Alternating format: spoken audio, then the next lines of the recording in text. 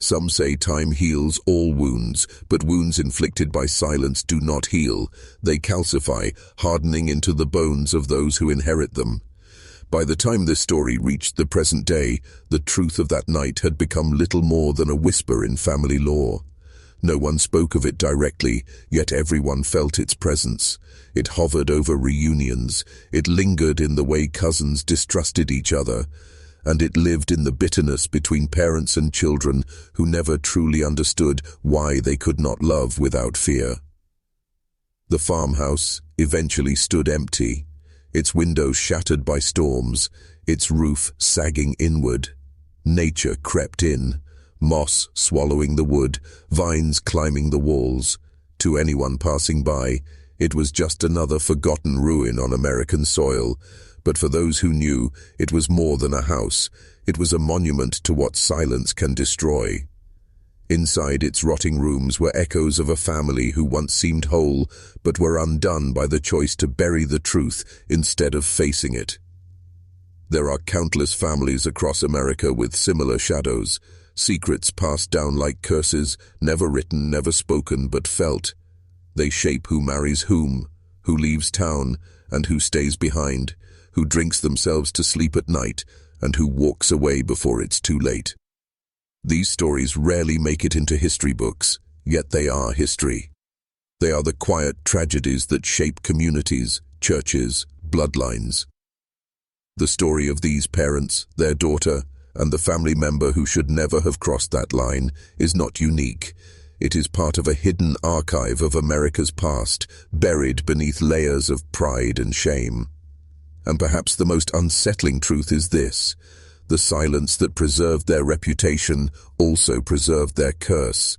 What they refused to expose, they passed on. What they refused to face, they left for others to carry.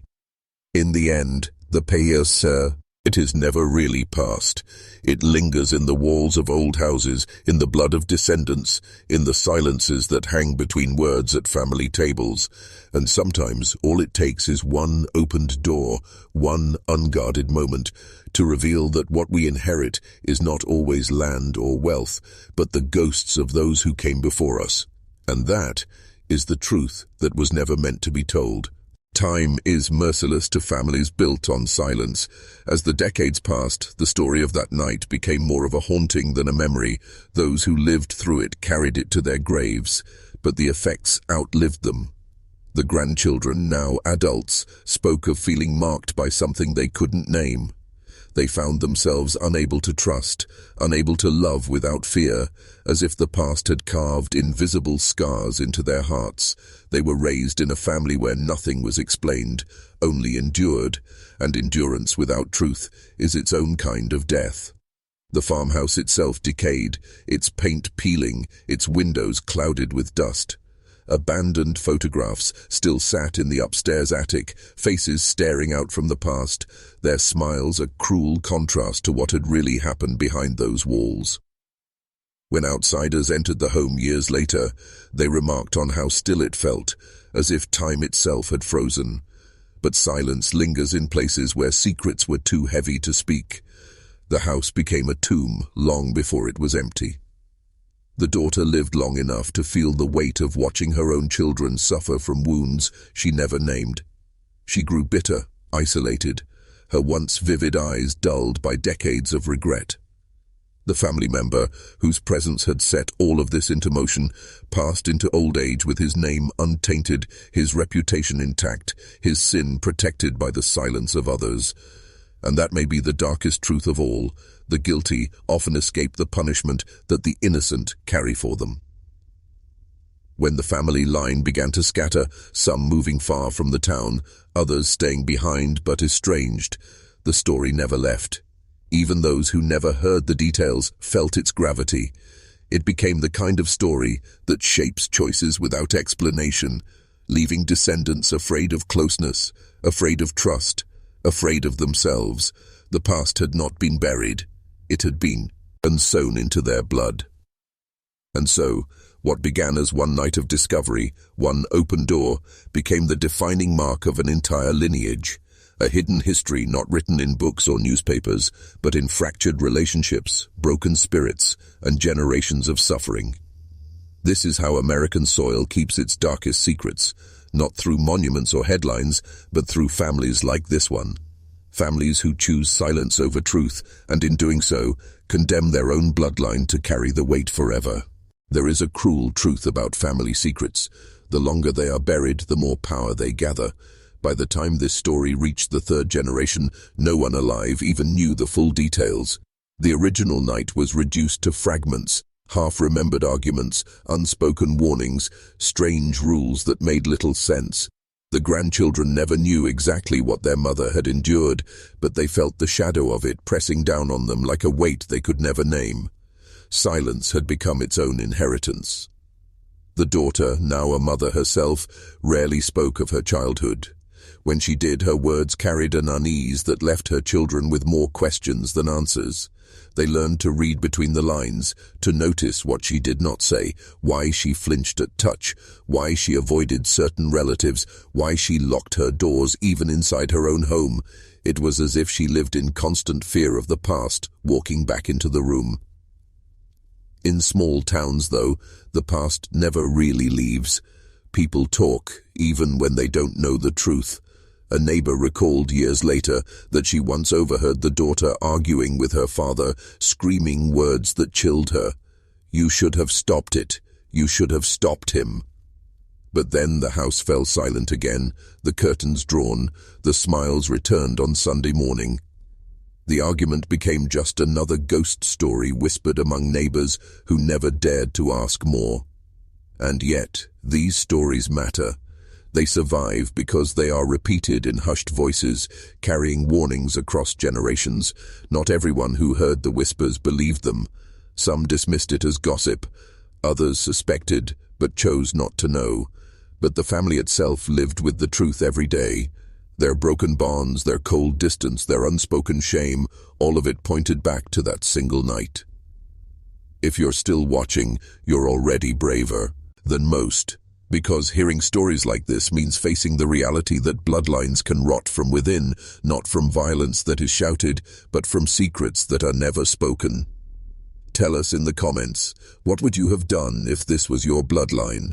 Would you have exposed it to the world or buried it deeper like so many before you? By the time the grandchildren were old enough to notice, the secret had already shaped the bloodline like a hidden hand. They grew up in a family where love was cold, where affection felt dangerous, and where silence was the loudest language. Children notice what adults think they can hide. They saw the way their mothers' hands trembled when certain names were spoken, the way their grandparents exchanged hollow glances when old photographs were taken out, the way family gatherings ended in sudden tension. The grandchildren could not name it, but they carried it inside them, the sense that something was broken long before they were born. One of the grandchildren would later write in a diary, discovered years after her death, that the house felt cursed. She described hearing her mother crying at night, whispering prayers that never seemed to reach heaven. She wrote about the unease in the air, the way she felt watched even when no one was there. Trauma, when hidden, does not disappear. It seeps into the walls, into the voices, into the very blood. It becomes an inheritance, just as real as land or heirlooms. The family line continued, but it never thrived. Marriages crumbled, children grew distant, addiction and despair found their way into the bloodline, as if the silence itself had invited them in. Some left the town and never returned, desperate to sever ties. Others stayed, repeating patterns they didn't understand, choosing partners who mirrored the brokenness they had grown up with. The cycle was never spoken aloud, yet it replayed like a record, stuck in a groove. And through it all, the original secret remained unnamed. The parents grew old and died, their coffins lowered into the ground without confession. The daughter lived long enough to watch her own children repeat her mistakes in different forms. The family member at the center of it all faded into obscurity, his role buried along with the truth, but the damage lingered, etched into the bloodline like a scar passed from one generation to the next. This is how hidden history works. It doesn't shout, it whispers, it doesn't burn, it festers. And in this family, one moment of discovery, one door opened on the wrong night, became the foundation of decades of quiet ruin. The silence was not protection, it was poison. Years passed, and yet the shadow of that night never lifted. The house itself seemed to absorb the silence, its walls stained not with blood but with memory. Visitors would later say there was a heaviness in the air, a sense that something had happened there that no one dared to name. The parents aged quickly, their faces marked not only by time but by guilt that never left them. They had caught their daughter with someone of their own blood, and in their silence they had chosen protection over confession. That silence became their curse. The daughter carried the weight into adulthood. She married young, not out of love, but out of desperation to escape the suffocating house. Yet escape is never real when the past clings to your very skin. Her husband would later speak of her distance, her refusal to let him close, as if intimacy itself had been poisoned. And perhaps it had. She bore children, but those children grew up sensing something fractured in their mother.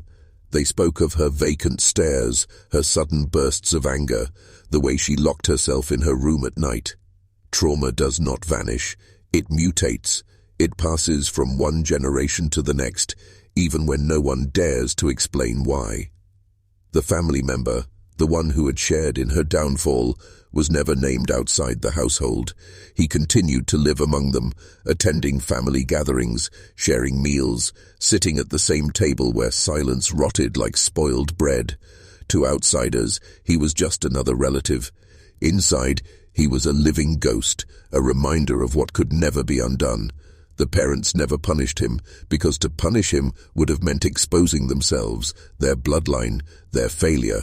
And so the silence stretched, thicker with every year. Neighbors grew suspicious, though never certain. Whispers floated through the small town about why the daughter seemed so withdrawn, why her laughter never rang out at gatherings, why the family carried an air of something unspoken. But in rural America, whispers are easy to dismiss, and the truth was buried beneath layers of Sunday sermons and polite smiles. What no one realized was that the silence was not protecting the family, it was destroying it. The trauma lived on in the children, in their mistrust, in their unease with closeness. It lived on in the daughter's emptiness, in the parents' haunted eyes, in the family members' unpunished existence. What began as one night's discovery had become a generational curse, a story passed not in words, but in wounds. The days after that night stretched like years. The parents could barely look at one another, as if their silence was the only fragile thread holding the house together. The daughter, pale and withdrawn, moved through the rooms like a ghost, carrying shame too heavy for her young shoulders. And the other family member, the one caught with her, remained inside those walls too, their presence a living reminder of the wound that could never heal. This was not the kind of story that ended in punishment or justice. It ended in denial, in whispers, in long dinners where no one spoke and no one dared to break the heavy quiet. The father walked the fields at night, unable to sleep. Neighbors would later say they saw him wandering under the moonlight, hands trembling, staring at the ground as if searching for answers buried beneath the soil. The mother locked herself inside the upstairs room, praying in a whisper, rocking back and forth as if her own voice might drive out the memory. But memories like this don't leave. They haunt. They infect the very air of the house. In towns like these, appearances mattered more than truth. Families could be torn apart not just by what they did, but by what others might think if they found out. And so, the parents told no one. They spoke no word of what they saw. To the outside world, nothing had changed. The daughter still attended church. The family still sat in the same pew. Smiles were painted on their faces like masks that barely held together. But the truth lingered in every glance across the dinner table, every creak of the floorboard at night. The daughter, though, was changed. Those who remembered her years later spoke of the way her eyes seemed to drift. As though she were never fully present, she became a shadow of herself, living between the weight of her parents' silence and the shame of what had happened, And the family member who shared her secret remained untouched by consequence, shielded by the unspoken pact of blood. It was a secret that ate away at them all, like a sickness that no doctor could cure. Secrets like this never stay buried. They ferment, they grow, they take root in future generations. What began as one night of horror would soon twist into decades of quiet suffering, binding this family in ways that no one on the outside could ever imagine. Beneath the quiet walls of an old American farmhouse, hidden among dust and family photographs, there are stories that were never meant to surface. Imagine a night when a father and mother opened a door, not to a room, but to a nightmare that would twist the rest of their lives into a haunting memory. Their daughter, their own child, was not alone. She was with someone she should never have been with, and in that moment, innocence died, and the family line was forever fractured. This isn't just a story of betrayal or shame. It's a story of bloodlines turned inward, of secrets too dark to whisper, and of how love itself can be poisoned by silence. If you listen closely, you can almost hear the echoes of that house, the creak of the floorboards, the gasp of disbelief, the heavy silence that followed. This family was not the first, nor would they be the last. American history, beneath its polished surface, has always been scarred with hidden relationships, with bonds twisted into something unholy by isolation, poverty, and the silence of generations. The Puritans called it sin. The law called it crime. But in the shadows of small towns, in places where the nearest neighbor lived miles away, it was something else. A pattern. A cycle that kept repeating, hidden behind closed doors and church smiles. For the parents who walked in that night, what they saw was not only the breaking of their daughter's innocence, it was the unveiling of their own failure. They had raised her in silence, in obedience, in a world where questions were discouraged and secrets were expected, and when the truth was exposed, they realized it hadn't begun that night. It had been growing for years, a glance too long, a visit that lasted too late, the subtle shifts that no one dared to speak of.